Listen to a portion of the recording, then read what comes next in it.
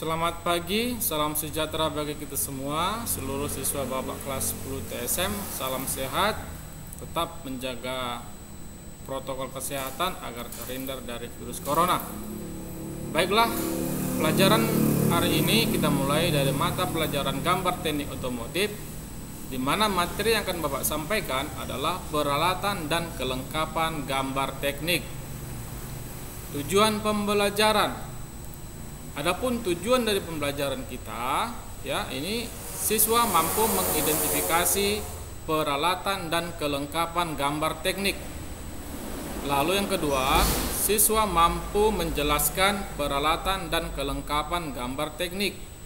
Yang ketiga, siswa dapat mengetahui standar menggambar teknik. Baiklah, kita membahas yang pertama adalah mengenal alat menggambar teknik. Yang pertama adalah ukuran kertas gambar. Nah, di sini ada tabel, di mana tabel ini ada ukuran dari kertas gambar teknik, ya. Dimulai dari A0, A1, A2, A3, A4 dan A5. Contohnya, kita membahas yang namanya kertas gambar A5. Jadi A5 ini ukuran kertasnya 210 dikali 148, ya anak-anak ya. Nah, jika kita menggunakan kertas gambar A5, sebelum kita menggambar yang akan kita gambar, terlebih dahulu kita akan membuat yang namanya ukuran garis tepi, di mana ukuran garis tepi untuk A5 yaitu 15 dikali dengan 5. Maksudnya 15 itu 15 mm dari sebelah kiri dan 5 mm dari sebelah kanan, atau 1,5 cm dari sebelah kiri dan 0,5 cm dari sebelah kanan. Nah, begitu juga dengan contohnya kertas A2. Ya, ini ukuran kertasnya 594 dikali 420, di mana ukuran garis tepinya yaitu 20 mm dari sebelah kiri dan 10 mm dari sebelah kanan. Nah, anak-anak, inilah ukuran dari kertas gambar teknik, ya. Kita lihat ada serinya A0, A1, A2, A3, A4, A5, dan juga ada ukuran kertasnya, ya. Lalu sebelum menggambar itu harus kita buat dulu ukuran garis tepi. Nah, di sini sudah tertera ukuran garis tepi setiap seri daripada kertas gambar teknik. Nah, anak-anak, inilah dia, ya. Inilah dia kertas gambar yang kita maksud, ada A1, A2, A3, A4, A5 dan seterusnya. Dan juga ada A0, ya anak-anak ya. Berikutnya adalah kita mengenal alat menggambar teknik. Ya, anak-anak, di sini ada gambar daripada penghapus. Ya, kita semua pasti mengetahui ya, ini penghapus ya. Jadi ini salah satu alat menggambar. Nah, di sini juga ada Bapak tampilkan juga ada pensil. Kita sudah mengetahui pensil dan juga rapido. Rapido ini seperti pena ataupun pulpen yang cair, ya, di mana setiap mata pena atau mata dari rapido ini memiliki ukuran, ya anak-anak.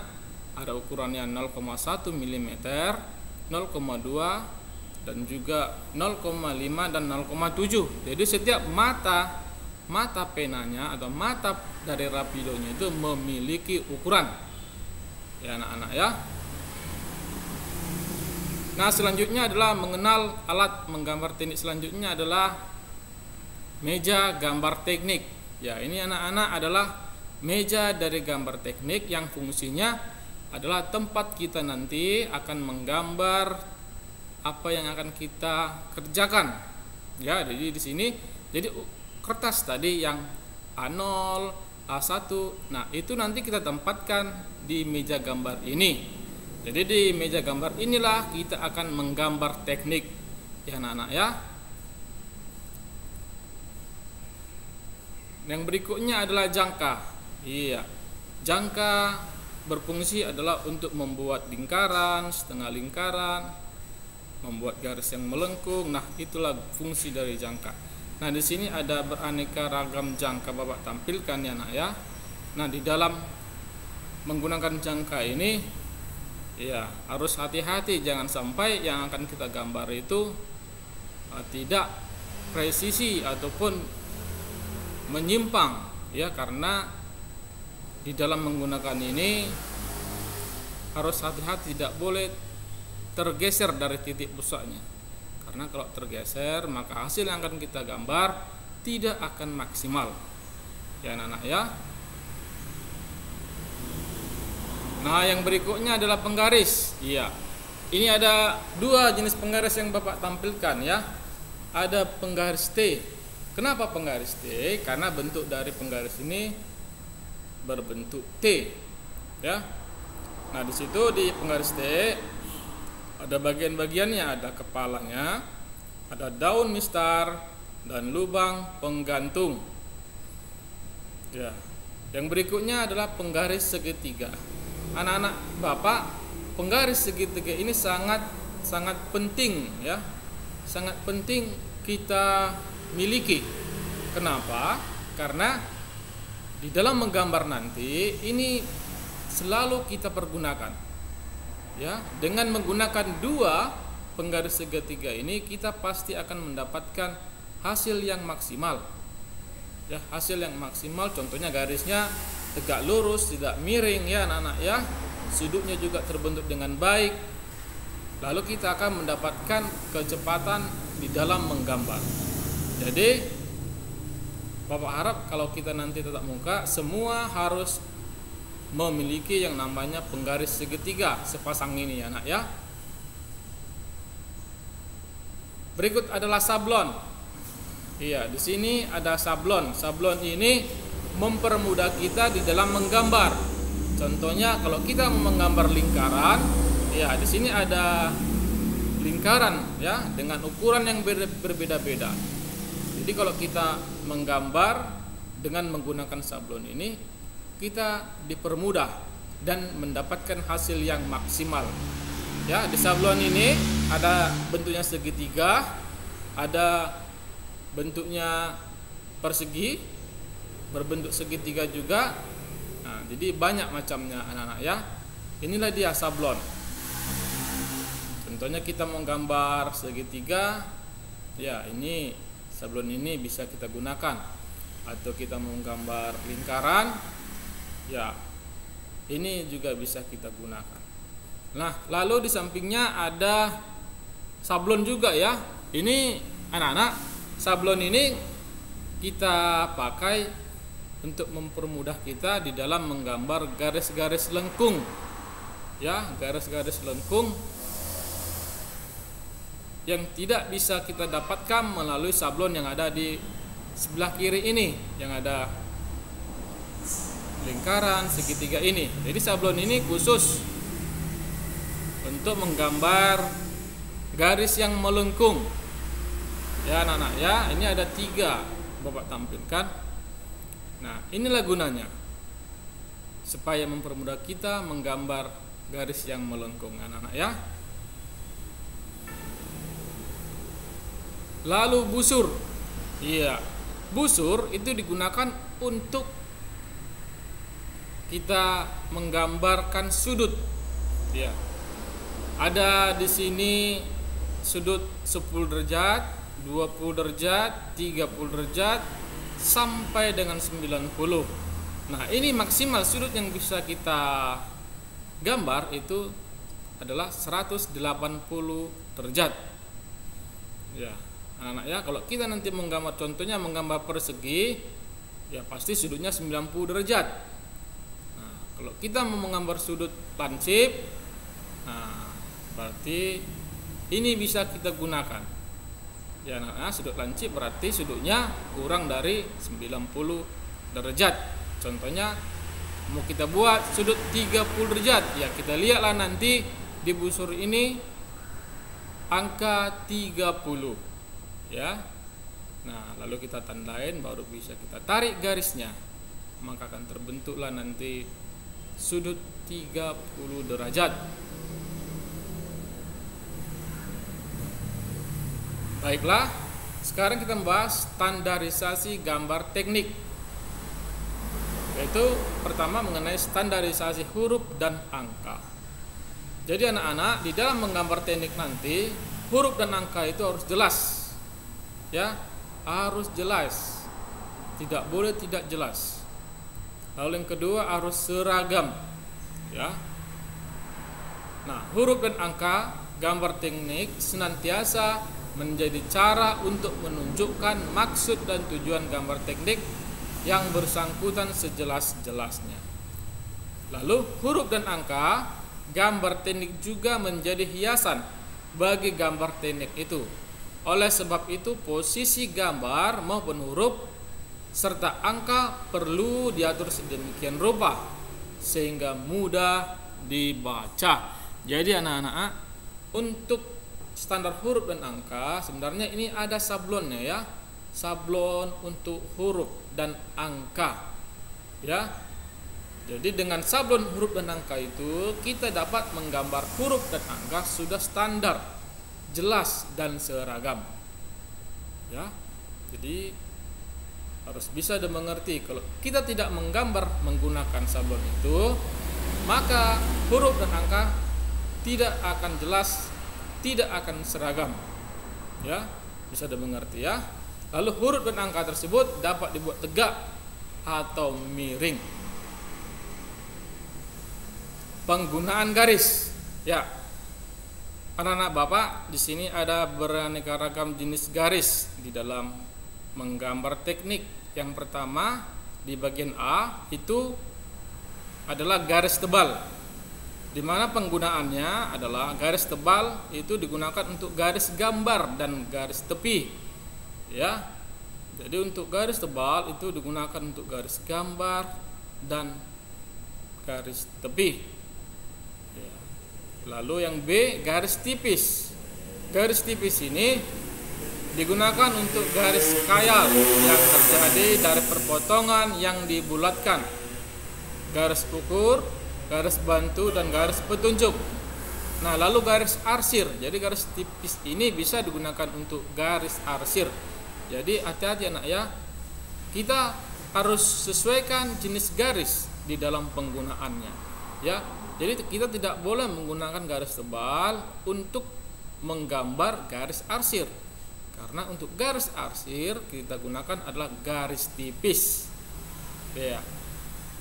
Dan begitu juga dengan garis dasar ulir.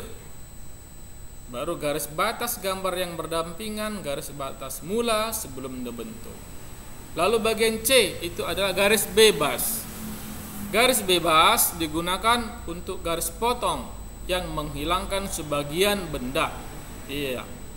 Jadi garis bebas ini untuk garis potong, ya, yang digunakan untuk menghilangkan sebagian benda. Jadi benda tersebut, gambar benda tersebut dipotong. Oleh sebab dipotong, maka menggunakan yang namanya garis bebas. Tidak boleh menggunakan garis tipis ataupun garis tebal. Lalu adalah D, garis gores. Garis gores ini adalah digunakan untuk garis benda yang tidak kelihatan. Jadi anak-anak, untuk garis yang tidak kelihatan itu digunakan adalah garis gores. Maksudnya tidak kelihatan ini adalah itu tertutupi oleh bagian dari benda tersebut sehingga garis tersebut tidak kelihatan. Maka karena tidak kelihatan, kita gunakan jenis garis gores. Berikutnya adalah garis bertitik. Ya, anak-anak, ini garis titik digunakan untuk garis sumbu. Ya, seperti lingkaran, ya, garis sumbu dari lingkaran kita gunakan garis bertitik. Lalu lingkaran jarak, lalu digunakan garis simetri. Lalu kita gunakan lagi gambar benda yang tidak pada tempatnya. Berikut bagian benda yang terletak di depan bidang potong. Lalu kedudukan bagian benda yang dapat bergerak yang dapat dicapai. F. Ini jenis garis bertitik yang dipertebal pada ujung-ujungnya dan pada perubahan arah. Ya, digunakan untuk bidang potong. Nah, lalu garis bertitik tebal ini menunjukkan bagian permukaan yang mendapat perlakuan khusus. Nah, berikutnya adalah skala gambar. Jadi anak bapak, skala gambar itu dibagi atas 3 bagian ya. Ada skala pembesaran, skala penuh, skala pengecilan. Nah, skala pembesaran ini digunakan jika gambarnya dibuat lebih besar daripada benda sebenarnya. Jadi contohnya skala pembesaran adalah 2:1. Ya, maksudnya banding itu adalah tanda bagi ya anak ya. 2/1 atau disebut juga dengan 2:1. Jadi bagi itu bukan arti per ya, tapi banding. 2:1 itu artinya pembesaran benda itu dilakukan sebesar 2 kali dari ukuran yang sebenarnya. Nah, itu dia maksudnya skala pembesaran anak-anak ya. Lalu skala penuh. Skala penuh ini dipergunakan jika gambarnya dibuat sama besar dengan benda sebenarnya. Jadi untuk skala penuh kita pakai nanti simbol atau lambangnya 1:1 ya. 1:1 artinya itu gambar yang akan kita gambar itu ukurannya sama dengan benda yang sebenarnya ya. Lalu skala pengecilan. Nah, skala pengecilan ini dibuat lebih kecil daripada gambar yang sebenarnya. Contohnya 1:X. Nah, ini ada 1:X. Ini contoh artinya adalah pengecilan ya. Contoh 1:X ini kita buat 2. 1:2. Jadi artinya di sini benda sebenarnya itu diperkecil sebesar 2 kali. Contohnya ada garis. Garis itu memiliki ukuran panjang sebenarnya 8 mm. Jadi kalau dibuat skala pengecilannya 1:2, maka garis tersebut diperkecil 2 kali. Ya, berarti garis yang akan kita gambar ukurannya adalah 4 mm. Dari mana 4? Dari 8 dibagi 2. Hasilnya adalah 4. Jadi garis yang akan kita gambar adalah 4 mm. Nah, seperti itu anak-anak ya. Baiklah, tiba saatnya kita tugas.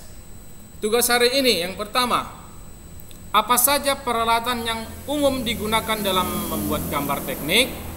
Yang kedua, jelaskan yang Anda pahami tentang jenis-jenis pensil. Yang ketiga, apa perbedaan dan persamaan penggaris T dengan penggaris siku? Keempat, uraikan jenis-jenis mal gambar beserta fungsinya. Baiklah anak-anak, untuk materi hari ini sampai di sini. Jangan lupa materinya ini dicatat dan tugasnya dikerjakan. Nanti Bapak kasih link yang akan kalian gunakan untuk mengirim materi yang kalian catat dan tugas yang kalian kerjakan. Jadi Bapak ucapkan untuk hari ini selamat belajar dan terima kasih.